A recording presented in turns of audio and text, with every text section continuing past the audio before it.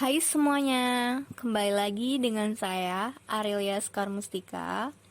Pada kesempatan podcast kali ini, saya akan menceritakan sebuah negara yang sangat fenomenal di beberapa belahan dunia. Bagaimana tidak, negara ini merupakan negara yang berbeda di kawasan Asia Timur dan merupakan negara tertutup dari negara-negara yang lainnya. Ya, siapa? Tentu saja Korea Utara.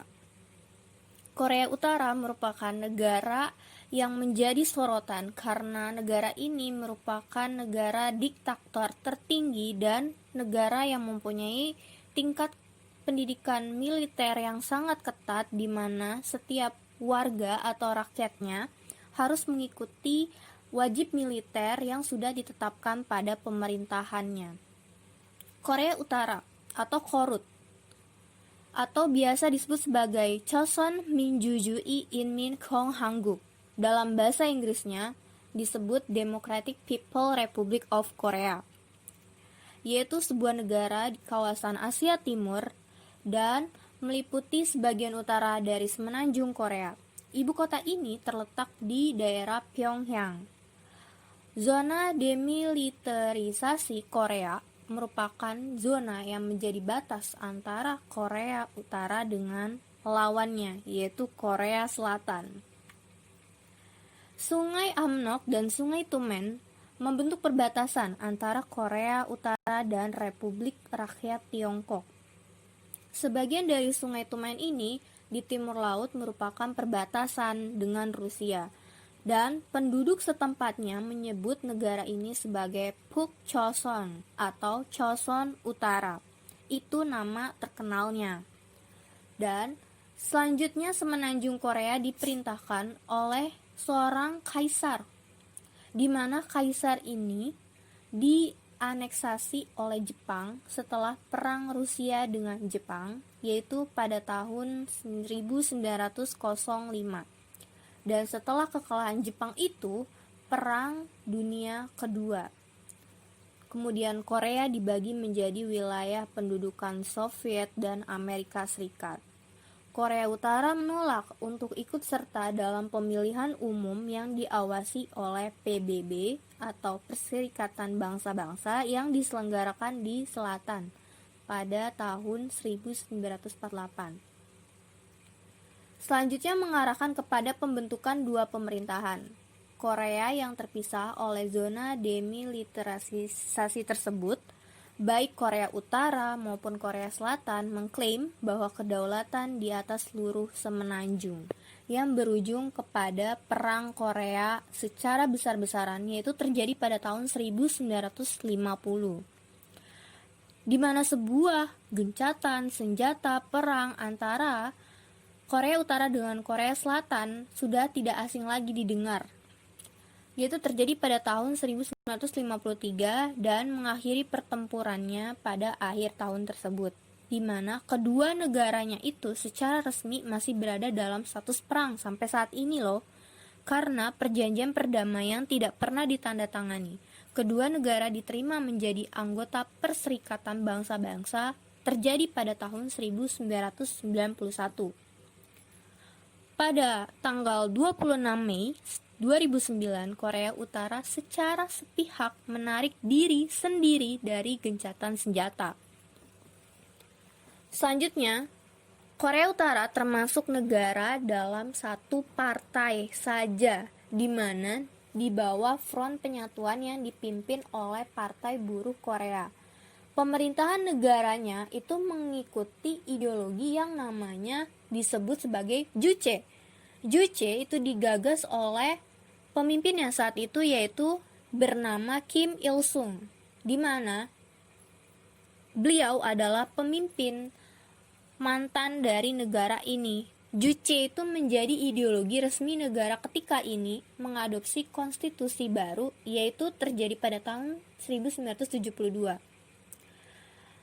Kendati Kim Il-sung telah menggunakannya untuk membentuk kebijakan sejak sekurang-kurangnya awal tahun 1955, sementara resminya itu sebagai Republik Sosialis Korea Utara langsung dipandang oleh sebagian besar negara sebagai negara kediktatoran totaliter. Aduh, udah nggak asing lagi yang namanya kediktatoran totaliter yang didengar dari negara korup ini. Di mana negara korup ini sangat menjunjung tinggi yang namanya militer dan wajib dilakukan oleh warga dan rakyatnya pada aturan-aturan dan tahun yang berjangka waktu sesuai dengan kepemerintahan saat itu. Kim Jong Il pada tanggal 19 Desember 2019 dan pemimpin Koreanya itu adalah Kim Jong Un, di mana Kim Jong Un merupakan anak termuda dari Kim Jong Il. Selanjutnya, Kim Jong Un, pengganti dari seorang Kim Jong Il ini dianggap sebagai Kim Jong Un merupakan pemimpin selanjutnya, di mana Kim Jong Un ini merupakan pemimpin yang sangat terkenal dengan kesadisannya, di mana dia memimpin dengan sangat keras dengan peraturan-peraturan yang dianggap kurang memperhatikan HAM, karena negara ini memang negara yang sangat mengurangi hak-hak warga negaranya dan sangat dibatasi warga negaranya untuk mereka mengeksplorasi dirinya sendiri. Dan bahkan Korea Utara lebih senang bahwa negaranya itu, warga negaranya merupakan orang-orang yang bodoh dibandingkan orang-orang yang mempunyai pengetahuan yang luas akan hal-hal di luar sana.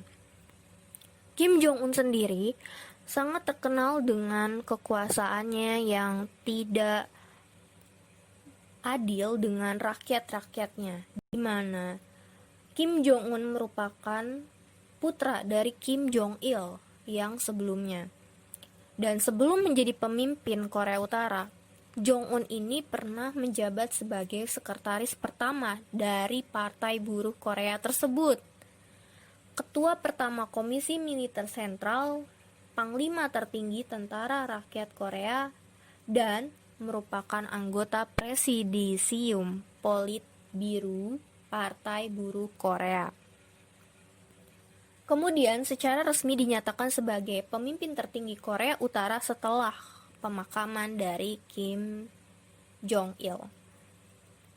Kim Jong Un merupakan putra ketiga, di mana Jong Un ini adalah anak bungsu dari si Kim Jong Il yang sangat dibanggakan oleh ayahnya tersebut dan istrinya namanya Ko Yong Hae. Sejak lahir, Jong Un ini udah dianggap sebagai pewaris dari kepemimpinan Korea Utara, dan setelah kematian ayahnya, ia langsung dinyatakan sebagai penerus agung oleh stasiun televisi Korea Utara. Jong Un merupakan ketua majelis rakyat tertinggi di Korea Utara. Jong Un menyatakan bahwa Jong Un itu merupakan pemimpin tertinggi partai militer dan negara Korea yang mewarisi ideologi kepemimpinan, karakter, kebajikan, ketabahan, keberanian dari Kim Jong Il. Pada kenyataannya, Korea Utara sendiri merupakan negara teraneh dan merupakan negara yang benar-benar tertutup dari negara-negara lainnya, dan mereka memiliki ideologi yang mereka percayai dan mereka arahkan sendiri dengan negara-negara yang lainnya. Cukup menarik. Jadi selanjutnya, Kim Jong Un ini sebagai panglima tertinggi tentara Korea langsung dijadikan sebagai pemimpin dari Korea Utara. Pangkatnya itu dipromosikan menjadi Marsekal Tentara Rakyat Korea pada tanggal 18 Juli tahun 2012, di mana posisinya dia ini mengukuhkan sebagai panglima tertinggi angkatan bersenjata, dan Kim telah meraih 2 gelar, yaitu dalam bidang fisika dari Universitas Kim Il Sung dan satu lagi sebagai perwira angkatan bersenjata dari Universitas Militer Kim Il Sung. Berusia 37 tahun, ia adalah kepala negara termuda di dunia pada saat mulai menjabat sebagai kepala negara. Jadi tidak heran bahwa Korea Utara menjadi sorotan dari negara-negara luar, karena negara ini dari pemilihan kepala negaranya saja sudah berbeda dari negara-negara lain. Sejujurnya tidak ada biografi yang menyimpulkan secara definisi lengkap dari Kim Jong-un sendiri karena memang negara tersebut sangat minim informasi untuk sulit dalam pencarian. Dan informasi kehidupannya itu hanya diketahui oleh beberapa saksi-saksi dari para pembelot Korea Utara dan orang-orang yang mengaku pernah melihatnya berada di luar negeri. Misalnya itu Kim Jong-un pernah berada di Swiss. Namun, ada beberapa berita yang memberitahukan bahwa saling bertentangan dan kontradiktif karena kakaknya Kim Jong-chul juga pernah bersekolah di Swiss pada periode yang sama. Meskipun hal itu terjadi, terdapat beberapa kepastian juga mengenai kehidupan awal Kim Jong-un. Pemerintah Korea Utara menyatakan bahwa Kim itu lahir pada tanggal 8 Januari tahun 1982. Namun, intelijen Korea Selatan meyakini bahwa ia itu lahirnya 1 tahun kemudian, dan Dennis Rodman memastikan bahwa Kim Jong-un lahir tuh tanggal 8 Januari 1983, yaitu setelah bertemu dengannya pada awal September 2013. Menurut laporan yang dimuat dalam surat kabar yang berada di Jepang dan beredar di beberapa daerah di Jepang, Kim itu pernah bersekolah di Bern, Swiss.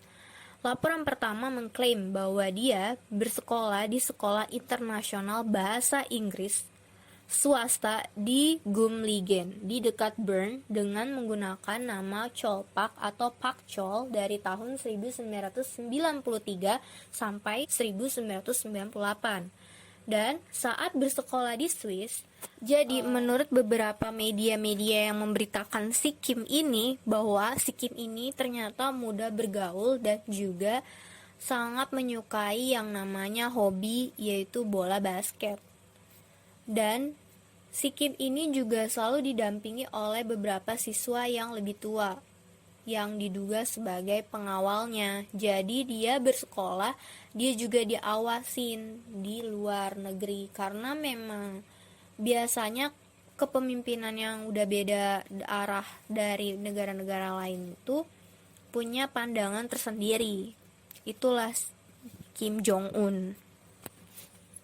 Dan laporan yang berikutnya menyatakan bahwa Kim Jong-un itu melanjutkan pendidikannya di sekolah yang namanya Liebelfeld di Stenholzy Konis, yaitu tahun 1998 sampai tahun 2000, di mana beliau ternyata terdaftar dengan nama yang berbeda dengan nama Kim Jong-un. Namanya yang digunakan adalah Pak Un atau Unpak, di mana anak dari seorang pegawai kedutaan Korea Utara di Swiss. Pihak Konis mengakui bahwa memang ada seorang siswa asal Korea Utara, anak pegawai kedutaan yang bersekolah di sana, yaitu tahun 1998 sampai 2000. Namun, tidak bersedia memberikan rincian identitasnya. Dari sekolahnya saja, si Kim Jong-un udah nggak bersedia buat ngasih identitasnya. Padahal dia bersekolah di sebuah universitas di negara lain yang diharuskan beberapa biodata biasanya dimintai keterangan tentang identitas-identitasnya. Sudah dari sejak dulu memang Kim Jong-un terkenal sebagai seorang yang misterius. Kemudian Kim Jong-un juga merupakan seorang siswa yang asal Korea dari seorang anak pegawai kedutaan. Namun pada saat itu Kim Jong-un yang awalnya mengikuti kelas khusus dalam anak-anak penutur bahasa asing kemudian bergabung dengan kelas reguler. Sejak anak-anak itu kelas 6, 7, 8 dan tamat setelah menyelesaikan kelas 9 pada musim gugur, yaitu terjadi pada tahun 2000. Digambarkan sebagai seorang siswa yang ambisius. Ternyata Kim Jong-un ini mudah bergaul dan suka bermain basket. Walaupun ternyata pas sudah besar Kim Jong Un sendiri pemerintahannya merupakan pemerintahan yang terkejam dan bisa dibilang banyak aturan-aturan yang dibuatnya. Dan dalam itu ranking dan tingkat kehadiran dilaporkan sangat buruk. Jadi pada masa sekolahnya Kim Jong Un ini memiliki tingkat kehadiran yang buruk. Itu terkenal sekali. Duta Besar Korea untuk Ri Tae-chul sangat dekat dengan Kim Jong Un ini dan beliau itu merupakan sebuah mentor atau sahabat karibnya. Salah satu teman dari Kim Jong Un juga ada yang mengatakan bahwa Kim Jong Un itu pernah berkata kepada dirinya adalah putra pemimpin Korea Utara. Jadi menurut beberapa laporan, beberapa sumber nih yang saya dapat mengenai Kim Jong Un itu menggambarkan oleh teman-temannya sebagai anak yang pemalu dan canggung bila berhadapan dengan gadis-gadis dan bersikap acuh tak acuh terhadap isu-isu politik, namun memiliki kelebihan dalam bidang olahraga, terutama ia sangat menggemari basket. Dan dikabarkan dia mengidolakan pemain NBA yaitu Michael Jordan. Salah seorang temannya juga dia mengaku nih bahwa ia pernah diperlihatkan oleh Kim Jong Un ini sendiri tentang foto-foto yang sedang bersama dengan pemain basket Kobe Bryant dan Tony Kukoe yang diambil di beberapa lokasi-lokasi yang pastinya sangat rahasia. Dan pada bulan April tahun 2012 terungkap bahwa Kim Jong Un itu telah menetap di Swiss ternyata sejak tahun 1991 atau 1992 karena nggak ada berita secara tersiratnya benar-benar yang memberitakan kalau informasi dari Kim Jong Un ini sangat real dan bagaimana informasi ini benar-benar, jadi sangat minim informasi yang bisa saya dapatkan.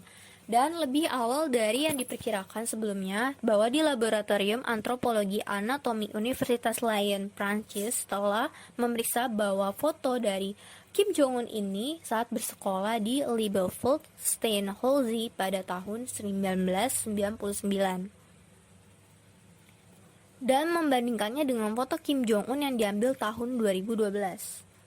Kemudian pemeriksaan ini ternyata menunjukkan bahwa kedua foto tersebut memiliki kecocokan hingga 95%.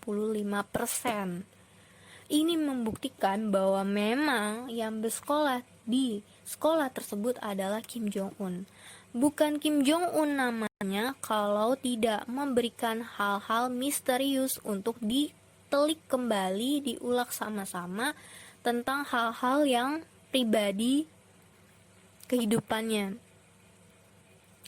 Raoul Perot merupakan seorang antropolog forensik juga menjabat sebagai kepala laboratorium yang menyatakan bahwa objek kedua foto itu kemungkinan besar adalah orang yang sama. Sudah dibuktikan bahwa Kim Jong Un sendiri merupakan mahasiswa dari Universitas di Libreville Steenholze pada tahun 1999. Tetapi ada laporan lagi tentang hal-hal yang lain bahwa Kim Jong Un ini bersekolah di Gumlingen International School. Dan ternyata itu adalah seorang kakaknya yaitu Kim Jong Chul yang tidak diketahui apakah siswa bernama Park Un yang bersekolah di Libreville Steenholze telah tinggal di Swiss sebelum tahun 1998. Dan semua anak-anak dari Kim Jong Il ini dikabarkan pernah tinggal di Swiss. Begitu juga dengan istri dan dua putra termudanya yang pernah menetap di Jenewa selama beberapa waktu. Keluarga Kim dilaporkan kerap menggelar pertemuan keluarga di Danau Jenewa dan Interlaken. Dan sebagian besar bahwa sepakat Kim Jong Un itu pernah berkuliah di Universitas Kim Il Sung. Banyak berita-berita yang masuk bahwa Kim Jong Un merupakan siswa dari Universitas Kim Il Sung, yaitu kampus pelatihan perwira terkemuka di Pyongyang, yaitu pada tahun 2002 hingga 2007. Banyak pertanyaan mengenai pendidikan yang diambil oleh Kim Jong Un itu sendiri, dan bagaimana dia mengalami pendidikan, bagaimana dia berpendidikan, dan ternyata Kim Jong Un itu luar negeri juga. Dan foto-foto, bukti-bukti juga terdapat ditemukan melalui beberapa media-media yang memberitakan. Foto-foto Kim Jong Un juga baru diliris kepada khalayak pada bulan Juni tahun 2010, dan gak lama setelah itu diserahi jabatan resmi dan diperkenalkan kepada rakyat Korea Utara bahwa Kim Jong Un sebagai putra dari Kim Il Sung. Sebagian besar foto tersebut diambil saat masih bersekolah di Swiss, dan foto resmi pertama kali Kim Jong Un sebagai orang dewasa itu dirilis pada 30 September 2010. Bagaimana konferensi pers partai yang mengukuhkannya sebagai anggota partai selesai digelar? Dalam foto tersebut, ia duduk di barisan depan, di mana berjarak 2 atau 4 dari tempat dari ayahnya. Dan foto perilisan ini diikuti oleh perilisan rekaman berita saat dia mengikuti sebuah konferensi. Ya, pendidikan di Korea Utara merupakan pembahasan yang sangat layak untuk dibahas dan ditelusuri lebih dalam, di mana pendidikan di Korea Utara merupakan hal yang sangat misterius dari berbagai tanda tanya di beberapa dunia di kawasan Asia Timur, di mana Korea merupakan negara yang ternyata melek terhadap huruf hingga persentasinya mencapai 99%. Wow, itu sangat fantastis sekali dan sangat mengagetkan sekali bagi kita yang merupakan menganggap Korea Utara adalah negara yang tertutup. Ternyata mereka juga melangsungkan pendidikan mereka dengan cara teratur. Itu karena kekuasaan dari pemerintahan yang sangat diktator terhadap rakyatnya. Bagaimana tidak, pendidikan di Korea Utara sangat dikendalikan oleh pemerintahnya. Karena pendidikan ini dikendalikan oleh pemerintah, ini membuat pendidikan di Korea Utara tidak perlu mengeluarkan biaya apapun. Namun, tak hanya mendapatkan fasilitas dan pendidikan, siswa di Korea Utara ini juga mendapatkan buku dan seragam dan panduan belajar secara gratis. Tetapi berbeda dengan Korut. Siswa di Korea Utara juga mengetahui penggunaan teknologi hanya terbatas dibandingkan dengan negara-negara lainnya, karena negara ini sangat membatasi akses internet dengan negara luar. Dan penggunaan internet itu hanya di pelajaran mengetik saja. Selebihnya tidak ada lagi penggunaan internet, kecuali digunakan secara ilegal, yang nantinya akan berpengaruh terhadap kekuasaan terhadap pemerintah. Dan juga pendidikan di Korut ini merupakan pendidikan yang hanya sampai jenjang sekolah menengah saja. Sangat heran bagi kita yang di Indonesia bahwa pendidikan di Indonesia mencapai sekolah menengah atas. Tetapi untuk pendidikan di Korea Utara, sekolah menengah atas itu diganti oleh sekolah kemiliteran. Dan itu wajib dilakukan oleh perempuan maupun laki-laki tentunya, di mana sekolah kemiliteran menjadi hal yang sangat pokok dan sangat utama bagi negara di Korea Utara. Pendidikan di Korea Utara mewajibkan pendidikan warganya sampai jenjang sekolah menengah pertama. Pendidikan wajib di Korea Utara hanya berlangsung selama 11 tahun, di mana melewati 1 tahun prajenjang sekolah atau pada saat kita di Indonesia itu kita berada di TK. Dan 4 tahun pendidikan dasar dan juga 6 tahun pendidikan menengah, hingga totalnya mencapai 11 tahun. Pendidikan di Korea Utara juga di mana politik itu menjadi kurikulum yang wajib di Korea Utara. Sudah tidak asing lagi bagi kita bahwa politik menjadi pelajaran yang wajib. Politik militer itu tidak akan jauh-jauh dari negara satu ini, di mana murid di Korea Utara wajib mempelajari tokoh-tokoh dan dunia politik termasuk pendiri negara tersebut seperti Kim Il Sung. Kabarnya Dewan Pendidikan Korea Utara kini telah menjadi Kim Jong Un, di mana mata pelajaran sekolah menengah. Jadi para murid itu harus menyelesaikan pelajaran tersebut dalam waktu 81 jam atau dalam waktu 3 tahun. Pelajaran wajibnya adalah bahasa Korea dan studi politik Kim Il Sung. Bahkan ada loh mata pelajaran Kim Jong Un yang harusnya dipelajari selama 3 tahun. Wow, itu sangat fantastis sekali bagi satu mata pelajaran yang harus dipelajari oleh kita selama bertahun-tahun. Berarti pelajaran tersebut merupakan pelajaran yang benar-benar menjadi pedoman di negara Korea Utara. Dan salah satu materi pelajaran itu adalah hafalan pidato dari Kim Il Sung itu sendiri. Sangat menjunjung tinggi pemimpinnya. Sistem yang digunakan dalam pendidikan tinggi itu ada 2. Dalam Korea Utara, jangan heran bahwa jenjang pendidikan itu hanya sampai sekolah menengah pertama. Kenapa? Karena pendidikan tinggi itu tidak wajib di Korea Utara.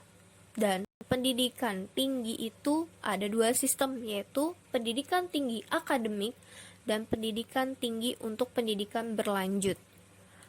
Pendidikan tinggi akademik itu seperti kayak kita di universitas, sekolah profesional maupun sekolah teknik, tentang sekolah keahlian apapun itu, sedangkan pendidikan tingkat berlanjut itu seperti program magister dan doktor ataupun yang diserahkan kepada universitas bagi mahasiswa yang ingin melanjutkan pendidikannya. Sangat berbeda dengan sistem pendidikan yang ada di Indonesia, bahwa pendidikan di sana terdapat 2 jenis pendidikan tinggi. Bisa yang dari ajuan dari selanjutnya dari universitasnya maupun dari sekolah, keinginan dari diri sendiri untuk melanjutkan pendidikan di sebuah universitas. Dan pendidikan wajib militer merupakan hal yang paling utama dan yang paling terkenal dari negara ini. Bagaimana tidak, pendidikan wajib militer merupakan pendidikan yang harus dilaksanakan oleh rakyat-rakyat di sana, di mana rakyat di sana harus mengikuti aturan-aturan yang dimainkan oleh pemimpinnya tersebut. Selain pendidikan akademik, pendidikan wajib militer juga menjadi pendidikan yang wajib dilaksanakan oleh warga Korea Utara.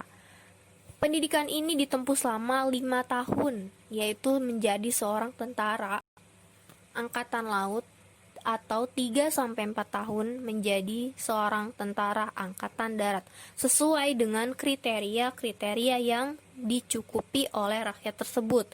Dan inilah yang menyebabkan Korea Utara memiliki kekuatan militer terbesar keempat di dunia dengan personel militernya itu berjumlah 10 juta.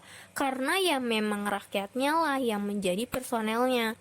Karena setiap rakyat dipaksa untuk mengikuti wajib militer agar semuanya tersusun secara kemiliteran. Begitulah kepemimpinan yang diajarkan di Korea Utara. Pada masa seperti sekarang ini, bagaimanakah keadaan pendidikan yang ada di Korea Utara? Jadi, pendidikan yang ada di Korea Utara pada masa COVID-19, pendidikan new normal yang nantinya akan dilakukan oleh Korea Utara itu sudah dibuka pada awal bulan Juni lalu, di mana pembukaan sektor pendidikan itu ditinjau. Jadi sampai di sini saja tentang negara Korea Utara, yaitu negara yang penuh dengan misteri dan tanda tanya dari berbagai dunia di Asia Timur. Dan negara ini secara disimpulkan bahwa negara ini adalah negara yang menjunjung tinggi kediktatoran dan juga militer yang ketat dalam mempraktekkan kegiatan-kegiatan pendidikan maupun pengajarannya. Akhir kata, saya Arelia Skarmustika. Sampai jumpa.